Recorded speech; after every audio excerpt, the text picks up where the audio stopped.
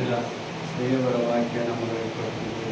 Mother's day ದೇವರು ತಾಯಿಯನ್ನು ಸೃಷ್ಟಿಸಿದ ದಿನವಾಗಿ ಕಾರಣ. ತಾಯಿ ಅಂದರೆ ಮಕ್ಕಳು ಆತನಿಗೆ ಶ್ರೇಷ್ಠವಾದದ್ದು.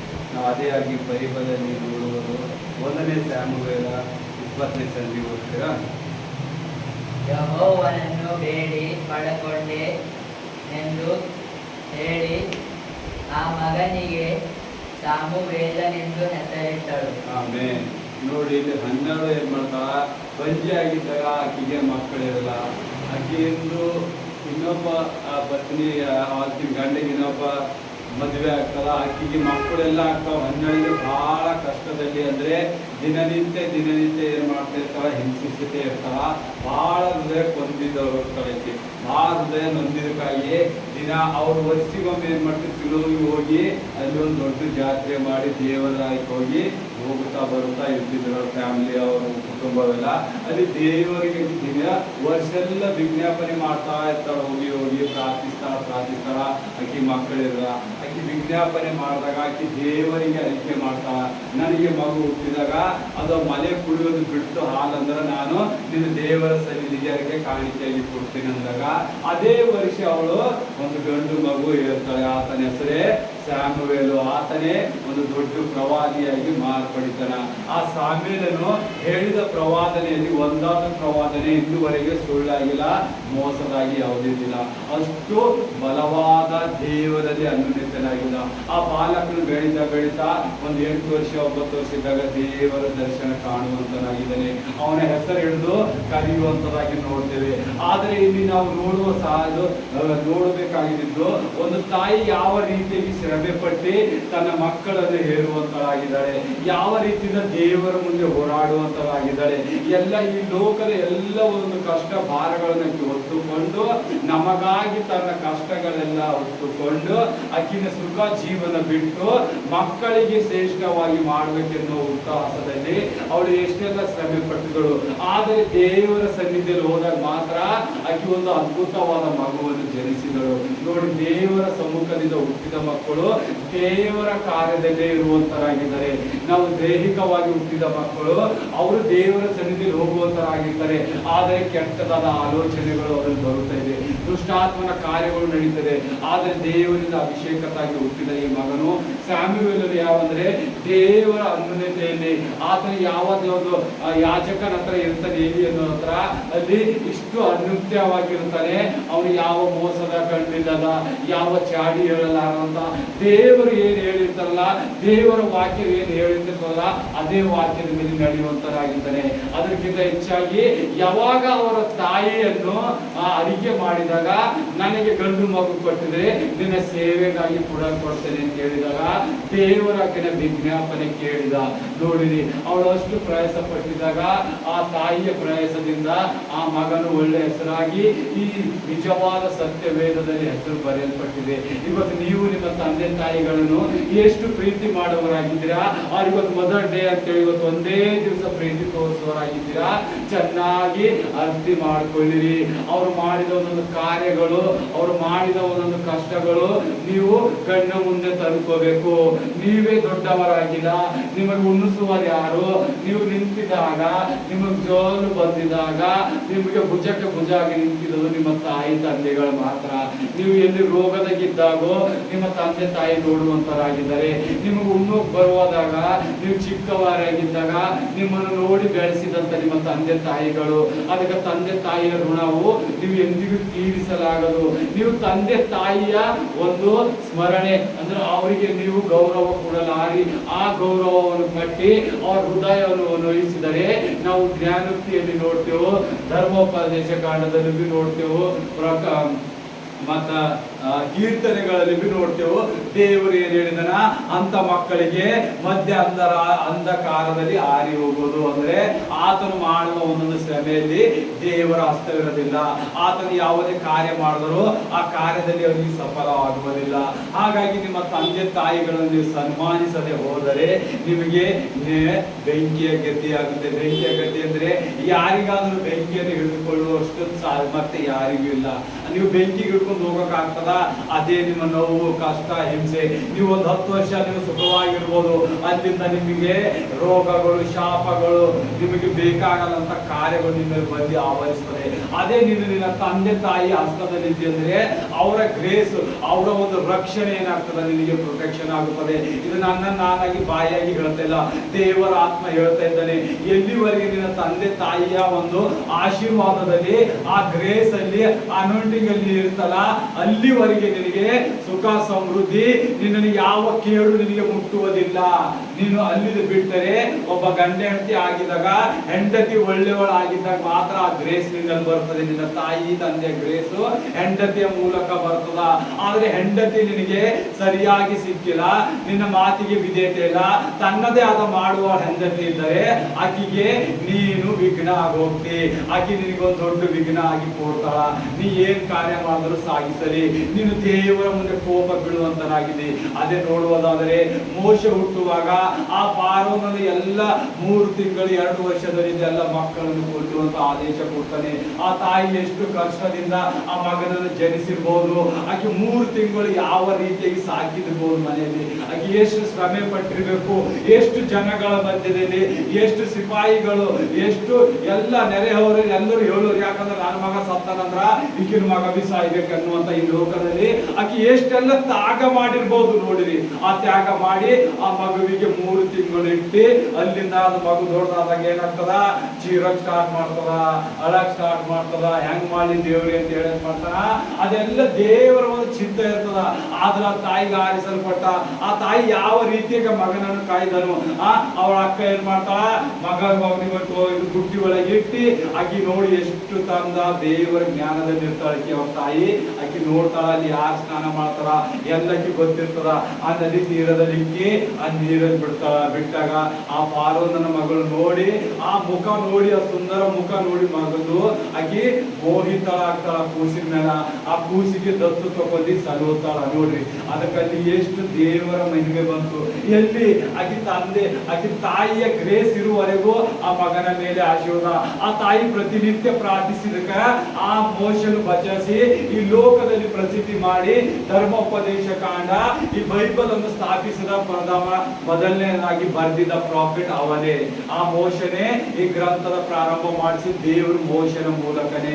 ನೋಡು, ಅವನಿಗೆ ದೊಡ್ಡ ಸೌಭಾಗ್ಯ ಸಿಕ್ತು. ಅವನಿಗೆ ದೇವರು ಯಾವ ರೀತಿ ಆರಿಸಿದ, ಆ ತಾಯಿಯ ಮೂಲಕ ಅವನು ಜನಿಸಿದ. ಆದರೆ ಅದೇ ತಾಯಿ ಏನೋ ಬಿಡವಂತ ಹೋಗ್ಲಿ, ಎಲ್ಲರೂ ಸಾಯ್ತಾ ಇದ್ದಾರೆ, ಎಲ್ಲ ಮಕ್ಕಳಿಗೆ ಕೊಲ್ಲತ್ತಾರ, ಇವನು ಸಾಯಿಲಿ ಅಂತ ಬಿಟ್ಟಿದ್ದಾರೆ.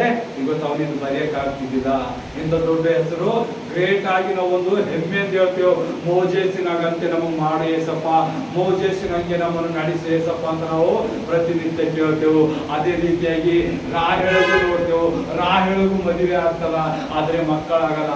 ಆ ಯಾಕೋಬ ರಾಹೇಳು ಪ್ರೀತಿ ಮಾಡುವಂತರಾಗುತ್ತಾರೆ, ಆದರೆ ಋಣ ದಾಸಿಯರಿಗೆ ಮಕ್ಕಳಾಗ್ತವೆ, ರಾಹೇಳಿಗೆ ಮಕ್ಕಳಾಗಲ್ಲ ಒಂದು ಶಾಪದಿಂದ. ಆದರೆ ಶಾಪವನ್ನು ಮುಗಿಯೋದಕ್ಕಾಗಿ ಏನ್ ಮಾಡ್ತಾರ, ಹಗಲು ರಾತ್ರಿ ಪ್ರಾರ್ಥನೆ ಮಾಡ್ತಾರ. ನೋಡಿ, ಆ ತಾಯಿ ಏನ್ ಮಾಡಿದಳು, ಹಗಲು ರಾತ್ರಿ ಪ್ರಾರ್ಥನೆ ಮಾಡಿದಾಗ 10 ವರ್ಷ ಆದ ನಂತರ, ನೋಡು 10 ವರ್ಷ ಶ್ರಮೆ ಪಡೆದು ರಾಹೇಲಳು 10 ವರ್ಷ ಶ್ರಮೆ ಪಟ್ಟಿದಾಗ ಮೊದಲನೇ ಮಗ ಯೋಸೇಫನು ಹುಟ್ಟುತ್ತಾನ, 2ನೇ ಮಗ ಬೆಂಜಮಿನ್ ಹುಟ್ಟುತ್ತಾನ. ಆಮೇಲೆ ಆಕೆ ದೇವರ ಎಲ್ಲ ಕೋಪವನ್ನು ನೀಗಿಸಿ ದೇವರಲ್ಲಿ ಭಯ ಭಕ್ತಿ ಉಳ್ಳಿ ತಾ ಮಕ್ಕಳನ್ನು ಜನಿಸ್ತಾನ. ಅಂತ ಮಗನು ತನ್ನ ತಾಯಿಗೆ ವಿಧೇಯತನಾಗ್ತಾನೆ, ತಂದೆಗೆ ವಿಧೇಯತನಾಗ್ತಾನೆ. ಯೋಸೇಫ ಎಷ್ಟೆಲ್ಲ ಕಾರ್ಯ ಮಾಡ್ತಾನ. ಅವ್ರ ಅಣ್ಣ ತಮ್ಮದ್ರು ಎಷ್ಟೇ ಅವನನ್ನು ಮೋಸ ಮಾಡಿದರು ಅವನು ಏನು ಎಂದಲ್ಲ. ಯಾಕ ದೇವರ ಭಯ ಭಕ್ತಿ ಅವನಲ್ಲಿ ಇರ್ತದ. ಆ ದೇವರ ಭಯ ಭಕ್ತಿಯಿಂದ ತನ್ನ ತಂದೆಗೆ ಬೇಕಾದ ಗೌರವ ಸನ್ಮಾನ ಅಲ್ಲಿ ಕೇಳ್ತಾನ. ತನ್ನ ಒಳ ಹುಟ್ಟಿದವನಿಗೆ ಇಷ್ಟು ಬೇಕಾದಷ್ಟು ಮಮತೆ ತೋರಿಸ್ತಾನ. ಹೇಳಕ್ ಬಂದಷ್ಟು ನೀವು ಓದಿದಾಗ ನಿಮಗೆ ಗೊತ್ತಾಗ್ತದ ಆ ಮಮತೆ ಯಾವ ರೀತಿಯಾಗಿ ಮಾಡಿದರೆ ಯೂಸಪ್ಪ ಅಂತೇಳಿ. ಆ ತಾಯಿ ಎಷ್ಟು ಶ್ರಮೆ ಪಟ್ಟಿ ನೋಡಿ, ಹಗಲು ರೀತಿ ಎಷ್ಟು ಪ್ರಾರ್ಥಿಸಿರ್ಬೇಕು ಆ ಮಕ್ಕಳಿಗಾಗಿ, ಎಷ್ಟು ಮಾಡ್ತಿದ. ಹಾಗಾಗಿ ನೀವೆಲ್ಲ ಜನಿಸಿ, ನೀವು ದೊಡ್ಡರಾಗಿ ನಿಮ್ಮನ್ನು ನೀವೇ ಓಡಾಡಿ, ನಿಮ್ಮನ್ನು ನೀವೇ ಆಲೋಚನೆ ಮಾಡಬೇಡ್ರಿ. ನಿಮ್ಗಿಂತ ಹೆಚ್ಚಾಗಿ ಜ್ಞಾನ ವಿವೇಕ ನಿಮ್ಮ ತಂದೆ ತಾಯಿಗಳಲ್ಲಿ ಇರ್ತದ. ನಿಮ್ಗಿಂತ ಹೆಚ್ಚಾಗಿ ಅವ್ರು ದುನಿಯಾ ನೋಡಿದವ್ರು ಇರ್ತಾರ, ನಿಮ್ಗಿಂತ ಹೆಚ್ಚಾಗಿ ಅವರೆಲ್ಲ ಕಾರ್ಯಗಳು ಮಾಡಿದಿರ್ತಾರ. ನೀವು ನಿಮ್ಮನ್ನ ನೀವೇ ಬಹಳ ಬುದ್ಧಿವಂತರ ಅನ್ಬೇಡಿ, ಅವ್ರು ಜ್ಞಾನವಂತರು ಇರ್ತಾರ. ನೀವು ಬುದ್ಧಿವಂತರಾದ್ರ ನಿಮ್ ಬುದ್ಧಿ ಎಲ್ಲಿ ಇರ್ತದಲ್ಲ ಅವ್ರ ಬುದ್ಧಿ ಸ್ಟಾರ್ಟ್ ಆಗ್ತದೆ. ಯಾಕಂದ್ರೆ ದೇವರು ಅವರನ್ನು ನಿಮಗಾಗಿ ಆರಿಸಲ್ಪಟ್ಟಿದ್ದಾರೆ, ನಿಮ್ಮ ತಾಯಿಗಾಗಿ ಆರಿಸಲ್ಪಟ್ಟಿದ್ದಾರೆ. ಒಂದ್ ದಿವಸ ತಂದು ಕೇಕ್ ಕಟ್ ಮಾಡಿ ಬಂದ್ ಕುಂತಿ ಮಮ್ಮಿ ತಿನ್ನು ಎಮ್ಮ ತಿನ್ನು ಅಂತ ಹೇಳಿದ್ರ ಆ ಮಮತೆ ಬರಲ್ಲ. ನೀನು ಆಕೆಗೆ ಎಷ್ಟಾಗಿ ನೋಡ್ಕೊಂಡಿದಿ, ಎಷ್ಟು ಸರಿಯಾಗಿ ಮರ್ಯಾದೆ ಕೊಟ್ಟಿದಿ, ಎಷ್ಟಾಗಿ ಅವಳಿಗೆ ಆಳವಾಗಿ ನೀನು ತಿಳ್ಕೊಂಡಿದೆ ಎನ್ನುವುದು ನಿನ್ನ ಹೃದಯದಲ್ಲಿ ಬರಬೇಕು. ನಿನ್ನ ಬಾಯಿಗೆ ಬಂದಿದ್ದ ಮಾತು ಆಡಕ್ಕೆ ಅಲ್ಲ. ನೀನು ಆಕೆಗೆ ಎಷ್ಟು ಸನ್ಮಾನಿಸ್ತಿ, ದೇವರು ನಿನ್ನನ್ನು ಸನ್ಮಾನಿಸುವಂತನಾಗಿದ್ದಾನೆ. ನೀನು ಸನ್ಮಾನಿಸದೆ ಹೋದರೆ ನಿನ್ನ ಗತಿ ಅಂಧಕಾರ ಮಧ್ಯದಲ್ಲಿ ಮುರಿದು ಹಾಕುತ್ತಾನೆ. ರಾತ್ರಿ ಸಮಯದಲ್ಲಿ ನಿನ್ನನ್ನು ನಾಶ ಮಾಡುವಂತ ದೇವರಾಗಿದ್ದಾರೆ. ಚೆನ್ನಾಗಿ ತಿಳ್ಕೊಳ್ಳಿ. ಮದರ್ ಡೇಸ್ ಅಂತ ಹೇಳಿ ಒಂದು ದಿನ ಮಾಡಿ ಅವತ್ತು ದಿವಸದಲ್ಲಿ ಇಡೋದಲ್ಲ, ಅವ್ರು ಪಟ್ಟಿದ ಶ್ರಮೆ ನೀವು ನೋಡ್ಬೇಕು. ಆ ಶ್ರಮೆಯಲ್ಲಿ ನಿಮಗೆ ಬಹಳವಾದ ತೃಪ್ತಿ ಸಿಗ್ತದೆ. ಎಲ್ಲ ದೊಡ್ಡದಾಗಿ ಅವ್ರು ಏನೇ ಮಾಡಿದಿರ್ಬೋದು, ಏನಿಲ್ಲ, ಅವರ ಆಶೀರ್ವಾದ, ಆ ಗ್ರೇಸ್ ನಿಮ್ಮಲ್ಲಿರುವವರೆಗ ನಿಮಗೆ ಯಾರು ಮುಟ್ಟಲ್ಲ. ನಿಮಗ ಮರಣವು ನಿಮಗೆ ಮುಟ್ಟುವುದಕ್ಕೆ ಸಾಧ್ಯ ಇಲ್ಲ. ಆ ದೇವರು ನಿಮಗೆ ಬಿಟ್ಟು ಹೋಗುವಂತನಾಗಿದ್ದಾನೆ. ಯಾಕಂದ್ರ ತಾಯಿಗೆ ಅಷ್ಟು ಶ್ರಮವಾದ ಪ್ರೀತಿ, ಅಷ್ಟು ಶಕ್ತಿ ಬಲವಾಗಿ ದೇವರು ಕೊಟ್ಟಿದ್ದಾನೆ. ಅದಕ್ಕಾಗಿ ಎಲ್ಲರಿಗೂ ತೊಡ ಹೋಗಿ happy mother's day happy mother's day ಅಂತ ಹಾಕೋದಕ್ಕಿಂತ ಮೊದಲು ನನ್ನ ತಂದೆ ತಾಯಿಗೆ ನಾನು ಏನೇನು ಮಾಡಿದೆ, ನನ್ನ ತಾಯಿಗೆ ಏನೇನು ಉಪಕಾರ ಮಾಡಿದೆ, ನನ್ನ ತಾಯಿ ಹೃದಯ ಎಷ್ಟು ನೋಯಿಸಿದೆ ಅನ್ನೋದು ಪರಿಗಣಿಸ್ಕೊಳ್ಳಿ ನಿಮ್ಮ ನೀವೇ. ಆಮೇಲೆ ಆತ ಹೋಗಿ ನಿಮ್ಮ ತಾಯಿ ಸನ್ನಿಧಿ ಬೆಳೀರಿ. ಆಕೆ ನಿಮ್ಮನ್ನು ಕ್ಷಮಿಸುವಂತಳಾಗಿದ್ದಾಳೆ. ನೀವು ಕೂಗಿದ ತಕ್ಷಣ ಕ್ಷಮಿಸುವಂತಳು ನಿಮ್ಮ ತಾಯಿ. ನೀವು ರೋಗದಲ್ಲಿ ಬಿದ್ದಾಗ ನಿಮ್ಮನ್ನು ನೋಡಿ ಮುಟ್ಟುವಳು ನಿಮ್ಮ ತಾಯಿ. ನೀವು ಹಸಿದಿದ್ದಾಗ ನಿಮಗೆ ಊಟ ಕೊಡುವಳು ನಿಮ್ಮ ತಾಯಿ. ನಿಮಗೆ ಯಾರು ನೋಡಲಿದ್ದಾಗ ನಿನ್ನ ತಾಯಿ ನಿಮ್ಮ ಜೊತೆ ಕೂಡುವಂತಳಾಗಿದ್ದಾರೆ. ಇಂಥ ನಿಮ್ಮ ಅವಕಾಶವನ್ನು ನೀವು ಕಳೆದುಕೊಂಡು ವಿರೋಧವಾಗಿ ತಾಯಿಯ ಹೃದಯ ನೋಯಿಸಿ ಇವತ್ತು ಒಂದು ದಿವಸ ಬಂದು ಹ್ಯಾಪಿ ಮದರ್ ಡೇ ಅಂದ್ರೆ ದೇವರಿಗೆ ಮೆಚ್ಚುಗೆ ಆಗಲ್ಲ. ಲಾಸ್, ನಿಮಗೆ ಲಾಸ್ ಅದ, ಆ ತಾಯಿಗೆ ಏನು ಲಾಸ್ ಇಲ್ಲ. ಆಕೆ ಎಲ್ಲ ಜನ್ಮ ನೋಡಿದಾಳೆ, ಆಕೆ ಸೃಷ್ಟಿ ನೋಡಿದಾಳೆ, ಸೃಷ್ಟಿಯಲ್ಲಿಂದ ಎಲ್ಲ ಕಾರ್ಯಗಳು ಮಾಡಿದಾಳೆ. ನೀ ಏನ್ ಮಾಡಿದಿ, ನೀ ಏನ್ ಮಾಡಿಲ್ಲ. ಮಧ್ಯರಾತ್ರಿ ಅಂಧಕಾರದಿಂದ ದೀಪ ಆರ್ ಹೋಗ್ತದ. ನೀನು ಹುಟ್ಟಿದ ನಿನ್ನ ಸಂತಾನವೆಲ್ಲ ಓಡಿ ಬರ್ತದ. ಯಾಕ? ತಾಯಿಯ ಶಾಪ. ಯಾಕಂದ್ರ ತಾಯಿ ನಿನ್ನನ್ನು ಬೈದಿಲ್ಲ, ಹೊಡೆದಿಲ್ಲ, ನಿನ್ನ ಜಗಳ ಆಡಿಲ್ಲ, ನಿನಗೇನು ಕಾರ್ಯನೇ ಕೊಟ್ಟಿಲ್ಲ. ಸುಖದಿಂದ ಗಿಡದಂತೆ ಬೆಳೆಸಿ ಕಾಲುವೆ ನೀಡದಂತೆ ಮೇಲಕ್ಕೆ ಎತ್ತಿದ್ದಾಳೆ. ಆ ಎತ್ತಿದ ತಾಯಿಯನ್ನು ನೀವು ತಿರಸ್ಕರಿಸಿರಿ. ನಿನ್ನ ಗತಿ ಯೇಸುವೆ ನೋಡ್ಬೇಕು. ಅದಕ್ಕಾಗಿ ನಿಮ್ಮ ತಾಯಿಯನ್ನು ಸನ್ಮಾನಿಸಿರಿ. ಸನ್ಮಾನಿಸದೆ ಹೋದರೆ ನಿಮಗೇನದ ಮರಣ ದಂಡನೆ ದೇವರು ನಿಲ್ಲಿಸಿದ್ದಾನೆ. ಆ ಮರಣ ದಂಡನೆಗೆ ತುತ್ತಾಗಲ್ಲ. ನೀವು ರಕ್ಷಣೆ ಹೊಂದುವುದು ನಿಮ್ಮ ತಾಯಿಯಿಂದ ಮಾತ್ರ. ಇದು ಒಂದು ನೀವು ಚೆನ್ನಾಗಿ ಹೃದಯ ದಿವಸರಿ. ನಿಮ್ಮ ಪ್ರಾರ್ಥನೆ ಎಂದಿಲ್ಲ, ನಿಮ್ಮ ಉಪವಾಸ ಪ್ರಾರ್ಥನೆ ಇಲ್ಲ, ನೀವು ದೇವರಿಗೆ ಕಾಣಿಕೆ ಕೊಟ್ಟಿದ್ದಕ್ಕಿಂತ ಬಚಿಸ್ತಾ ಇಲ್ಲ. ನೀವು ದೇವರು ನಿಮಗಾಗಿ ಕೊಟ್ಟಿದ ನಿಮ್ಮ ತಾಯಿಯ ಪ್ರಾರ್ಥನೆ, ನಿಮ್ಮ ತಾಯಿಯ ವಿಜ್ಞಾಪನೆ ನೋಡುವಂತನಾಗಿದ್ದಾನೆ ದೇವರು. ನೀ ಪಡುವ ಶ್ರಮೆಯಲ್ಲಿ ದೇವರಿಗೆ ಇಷ್ಟವಿಲ್ಲ. ಯಾಕಂದ್ರೆ ನಿನ್ನ ತಾಯಿಗೆ ವಿಧೇಯತೆ ಆಗಿಲ್ಲ, ನನಗೇನು ವಿಧೇಯತೆ ಐತಿ ಅಂತ ದೇವರು. ನಾನು ನಿನ್ನ ಕಣ್ಣಿಗೆ ಕಾಣಿಲ್ಲ, ನೀನು ನನಗೇನು ವಿಧೇಯತೆ ಐತಿ. ನಿನ್ನ ಬಲ್ಲಿದ್ದ ತಾಯಿಗೆ ನೀನು ನೋಡಿಲ್ಲ, ಅದು ನನಗೇನು ವಿಧೇಯತೆ ಐತಿ ಅಂತ ದೇವರು ಛೀ ಅಂತೇಳಿ ತಿರಸ್ಕರಿಸ್ತಾನೆ. ನಿನಗೆ ದೇವರ ಹತ್ರ ಬಲ ಶಕ್ತಿ ಅದ. ಆತ ನಿಮಗ ಯಾವ ರೀತಿಯಾಗಿ ಹಿರಿಸಿಸಬೇಕಂತೂ ಗೊತ್ತದ, ಯಾವ ರೀತಿಯಾಗಿ ಪ್ರೀತಿಸಬೇಕು ಅಂತ ಗೊತ್ತದ, ಯಾವ ರೀತಿಯಾಗಿ ನಿಮಗೆ ತಿದ್ದಬೇಕಂತೂ ಆತನಿಗೆ ಎಲ್ಲ ಗೊತ್ತದ.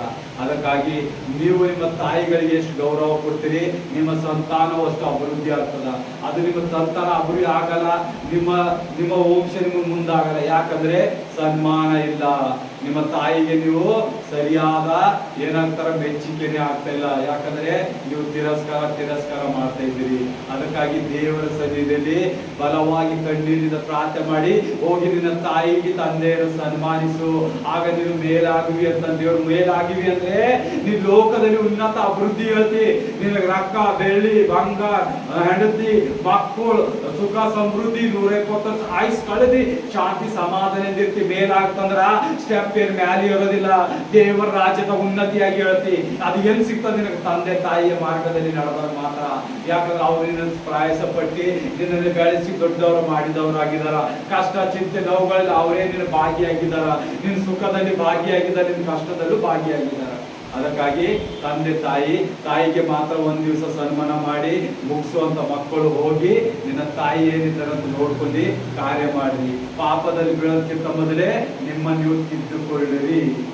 ಆಮೇನ್. ಎಲ್ಲರ ಕಣ್ಣು ಮುಚ್ಚಿಕೊಂಡು ಪ್ರಾರ್ಥನೆ ಮಾಡಿರಿ. ಸರ್ವಶಕ್ತನಾದ ದೇವರೇ ಅಪ್ಪ, ಈ ರಾತ್ರಿ ಸಮಯದಲ್ಲಿ ನೀನು ಅದ್ಭುತವಾಗಿ ಸ್ವಾಮಿ ಎಲ್ಲ ತಾಯಂದರನ್ನು ಮುಟ್ಟು ಏಸಪ್ಪ, ಎಲ್ಲರಿಗೂ 120 ವರ್ಷಕ್ಕಿಂತ ಹೆಚ್ಚಾಗಿ ಆಯುಷ್ಯ ಕೊಡು ಸ್ವಾಮಿ. ಮಕ್ಕಳು, ಮೊಮ್ಮಕ್ಕಳು, ಮರಿ ಮೊಮ್ಮಕ್ಕಳು, ಕಿರಿ ಮೊಮ್ಮಕ್ಕಳು ನೋಡುವಂತ ಸೌಭಾಗ್ಯ ಕೊಡು ಏಸಪ್ಪ. ಎಲ್ಲ ತಾಯಂದರನ್ನು ಎಲ್ಲ ಉನ್ನತಿ ಅಭಿವೃದ್ಧಿಯಾಗಿ ಹೇಳಲಿ ಸಪ. ಅವರನ್ನು ಯಾವ ಕಷ್ಟ ಚಿಂತೆ ದುಃಖನೇ ಬರಲಾರದಂತೆ ಸ್ವಾಮಿ ನಿನ್ನ ಮೇಲೆ ಕೆತ್ತಿ ಕಾರ್ಯ ಮಾಡಬೇಕೆ ಸಪ. ಈ ಲೋಕದಲ್ಲಿ ಸ್ವಾಮಿ ರಾಜ್ಯ ಯೋಗ್ಯರಾಗಿ ಕೊಡು. ಎಲ್ಲ ಅಂತಸ್ತಿಕೆಯಿಂದ ಮೆರೆಸಿ ಸಪ. ತಿರಸ್ಕಾರಿ ಹೋಗಿದ ಮಕ್ಕಳು ಸ್ವಾಮಿ ಆ ತಾಯಿಯ ನೋಡಿ ಕಳಕಳ ಪಟ್ಟಿ ಓಡಿ ಬರ್ಬೇಕೆ ಸಪ. ಆ ರದ್ದಿಗೆ ನಿನ್ನ ಸಮೃದ್ಧಿಯಾಗಿ ಎಲ್ಲ ತಾಯಿಗಳನ್ನು ಅಪ್ಪಿ ನಿನ್ನ ಆಶೀರ್ವಾದ ಮಾಡಿ ಸಪ. ಹೌದೇ ಯೇಸುವೆ, ಈ ಲೋಕದಲ್ಲಿ ಸಂಸಾರದಲ್ಲಿ ಎಷ್ಟೆಲ್ಲ ತಾಯಿಗಳನ್ನು ನೀನು ಆದಾಮ ಅವಳಲ್ಲಿಂದ ಸ್ಟಾರ್ಟ್ ಮಾಡಿ ಸ್ವಾಮಿ ಇಲ್ಲಿನವರೆಗೆ ಸ್ವಾಮಿ ತಂದೆ ತಾಯಿಗಳನ್ನು ನಿರ್ಮಿಸಿರಿ.